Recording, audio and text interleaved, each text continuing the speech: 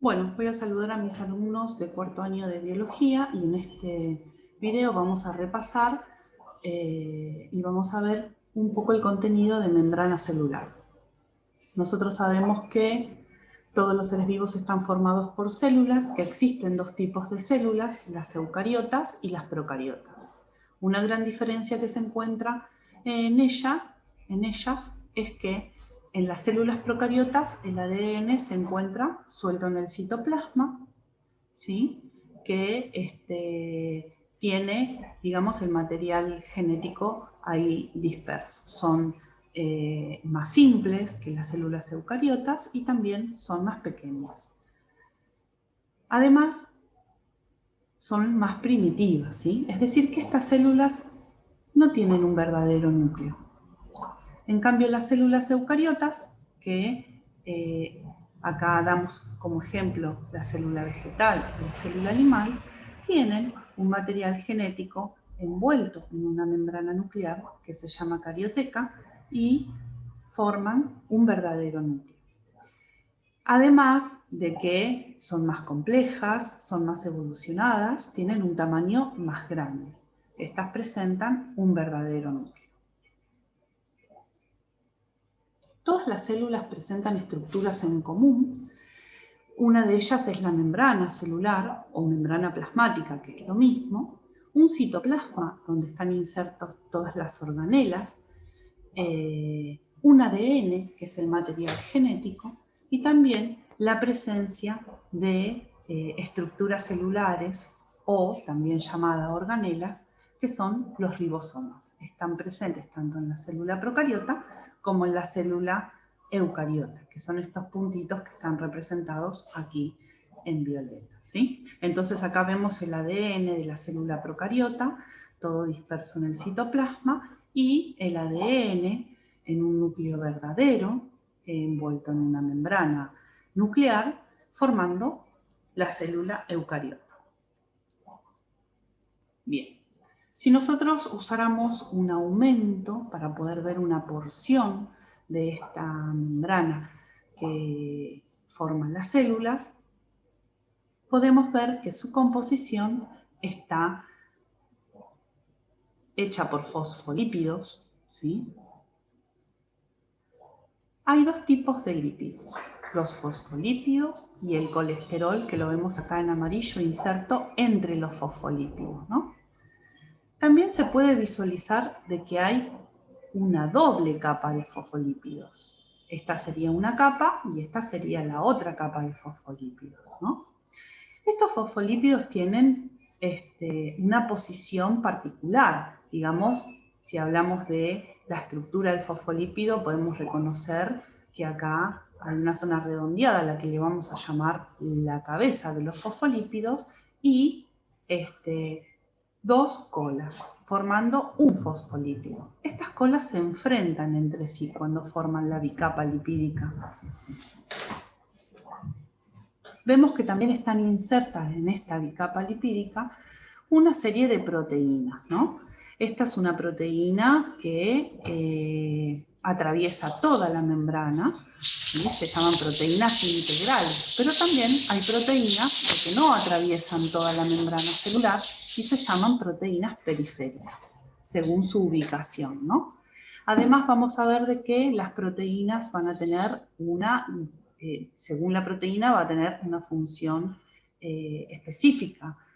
Hay diversas funciones que cumplen las proteínas. Acá tenemos una proteína que está asociada a hidratos de carbono, ¿no?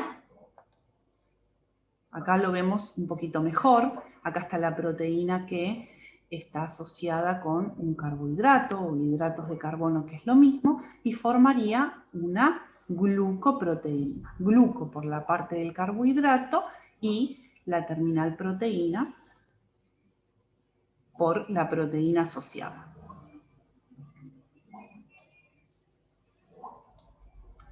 También hay glucolípidos, lo que quiere decir que van a haber carbohidratos que estén asociados a los lípidos, ¿sí? Bueno, nosotros entonces podemos reconocer los hidratos de carbono, las proteínas que atraviesan la membrana, los fosfolípidos y el colesterol. También vemos que por debajo de la proteína hay una estructura de filamentos debajo de la membrana, hay una estructura de filamentos proteica, que también son proteínas en forma de fibras alargadas, ¿no? Como filamentos. Y acá encontramos el citosol, o lo que es el citoplasma, en el interior de la célula. Y este sería el fluido extracelular, el exterior de la célula. Y estos datos son importantes porque fíjense que los fosfolípidos tienen una región, las cabezas de los fosfolípidos están dirigidas hacia el exterior de la célula o hacia el interior de la célula.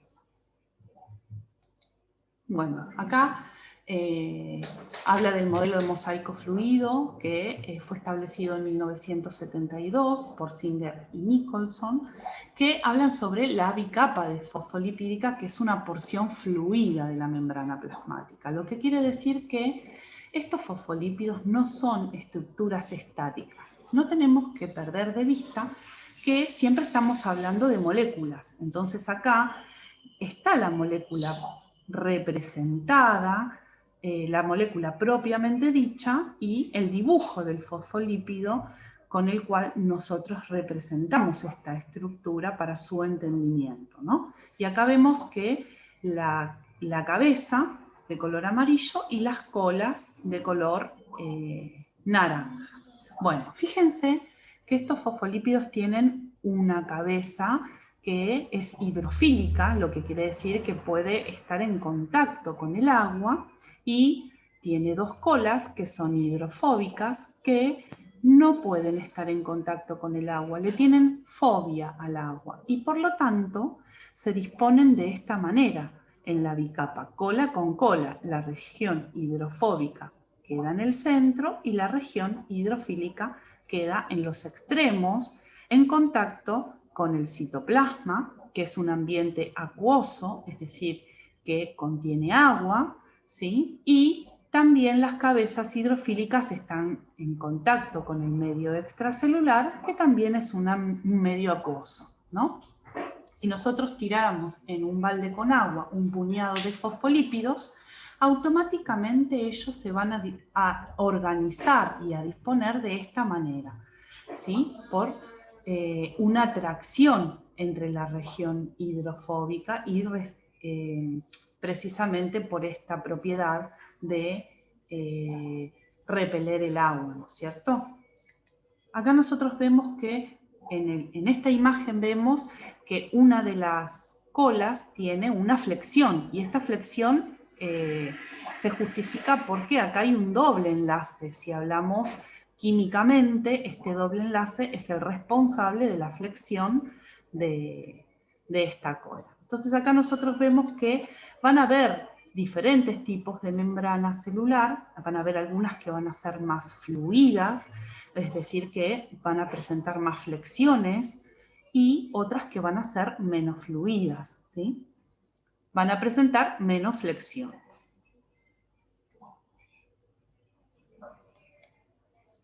Bueno, como nosotros vimos que los fosfolípidos son fluidos, no son estáticos, vemos que tienen ciertos movimientos y estos movimientos están representados acá. Pueden rotar sobre sí mismo, dando un giro, como si yo me parara y diera una vuelta en el mismo lugar. También hay una flexión de derecha a izquierda.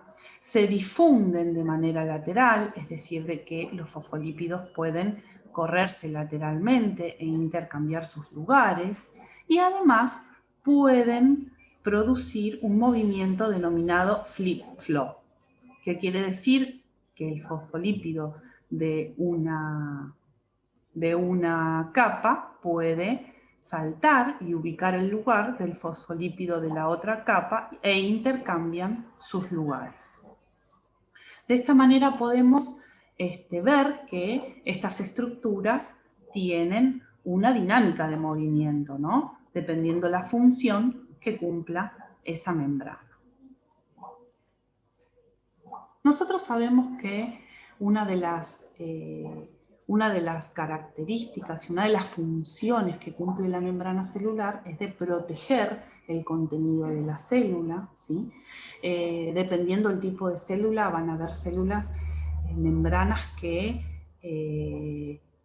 tengan estructuras de reconocimiento, de reconocer alguna sustancia, ¿sí?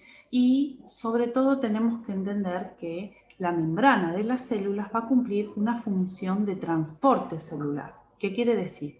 Que las sustancias van a poder atravesar esa membrana, van a entrar a la célula y también van a haber sustancias que van a salir de la célula, ¿no? Nosotros en clases estuvimos charlando de que cuando nosotros mediante la respiración exhalamos dióxido de carbono, este dióxido de carbono sale de cada una de las células de nuestro cuerpo como una sustancia que sería tóxica si quedara dentro de la célula.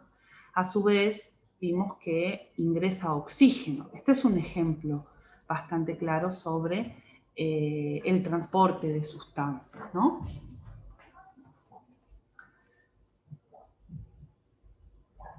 Acá tenemos de que, bueno, van a haber moléculas hidrofílicas que sean solubles en agua, y estas son casi todas las moléculas biológicas, algunas sales, algunos aminoácidos y azúcares.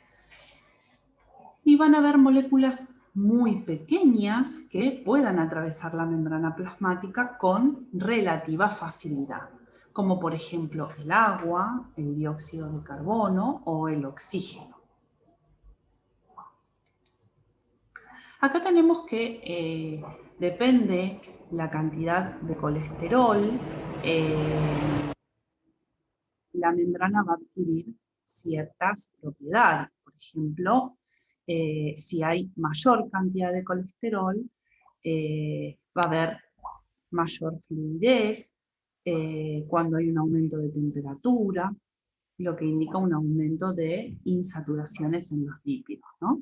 Y va a haber menor fluidez de la membrana cuando haya un aumento en el largo de los lípidos y cuando haya un aumento en la concentración de colesterol. Y acá está representado el colesterol entre medio de los fosfolípidos. Van a haber diferentes tipos de proteínas, como nosotros estuvimos hablando. Una de las clasificaciones de las proteínas según sus funciones son proteínas receptoras, ¿sí? Que van a reconocer sustancias específicas, ¿sí? Como por ejemplo pueden ser hormonas. Van a tener receptores capaces de reconocer una sustancia específica. Van a haber proteínas de reconocimiento, ¿sí? Como por ejemplo podemos hablar de los glóbulos blancos que cumplen una función de defensa en nuestro organismo y que son capaces de reconocer alguna bacteria o algún agente patógeno que ingrese al organismo para causar alguna enfermedad. Entonces, estas células tienen proteínas de reconocimiento para poder defendernos de ellas. Por otro lado, van a haber proteínas que van a cumplir la función de enzimas. Estas enzimas vamos a ver que tienen funciones muy importantes en cuanto al metabolismo celular. Van a permitir que ocurran reacciones químicas y van a acelerar estas reacciones químicas que ocurren en nuestro organismo, porque si no fueran aceleradas, si no intervinieran estas enzimas, la velocidad de la reacción sería muy lenta. Van a haber proteínas de unión que van a unir una célula con otra. Por ejemplo, cuando las células se unen para formar una estructura en nuestro organismo, como puede ser la piel, van a haber enzimas que unan cada una de las células para formar un tejido con una función específica. Y también van a haber proteínas de transporte, que van a encargarse de transportar las sustancias hacia adentro o hacia afuera de la célula. Bueno, acá vamos a ver las proteínas receptoras. Nosotros vemos que estas tienen una forma específica que siempre hablamos de la llave y la cerradura. No podemos poner la llave en cualquier cerradura porque no podríamos abrir la puerta. Bueno, tiene que tener una forma, una estructura, una conformación muy específica para ser reconocida por esta proteína, ¿verdad? Entonces, tenemos que entender de que esto es una representación para poder entender cómo es que funcionan estas proteínas receptoras. Acá vemos una estructura diferente a la que se encuentra acá, y vemos cómo tiene que encajar esa sustancia en un sitio de reconocimiento en la proteína receptora. Y una vez que se une la sustancia a la proteína receptora, se estimula las reacciones químicas. Comienzan a funcionar, comienzan a activarse reacciones químicas como consecuencia de ese reconocimiento, ¿no?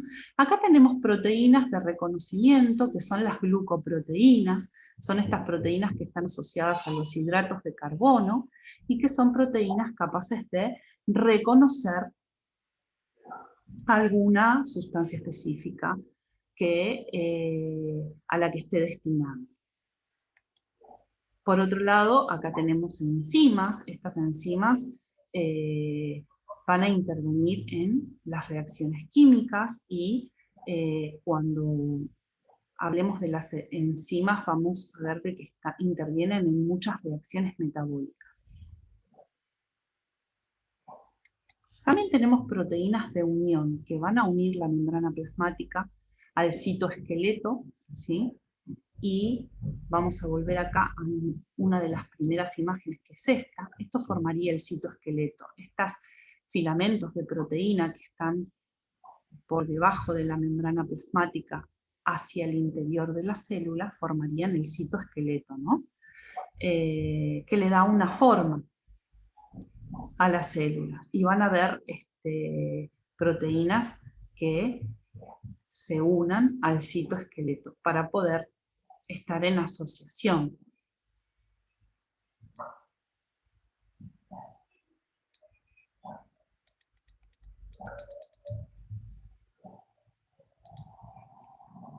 Van a haber proteínas que unan la membrana a fibras extracelulares, es decir, a fibras que se encuentren en el exterior de la célula, y van a haber proteínas que van a unir una célula con otra para formar un tejido que cumpla una función en común. Acá tenemos proteínas de transporte, ¿no? Y vamos a ver de qué un tipo de proteínas de transporte son las proteínas canales, y otra proteína de transporte van a ser las proteínas portadoras, que en algunos casos van a consumir energía. Estas son las proteínas que forman un canal y vemos que las sustancias pueden atravesar a través de ellas, y después vemos a las proteínas portadoras. Y en algunos casos estas proteínas van a consumir energía para poder cumplir con esta función. Bueno, con este video vamos a concluir este encuentro y nos vemos en la próxima clase. Muchas gracias.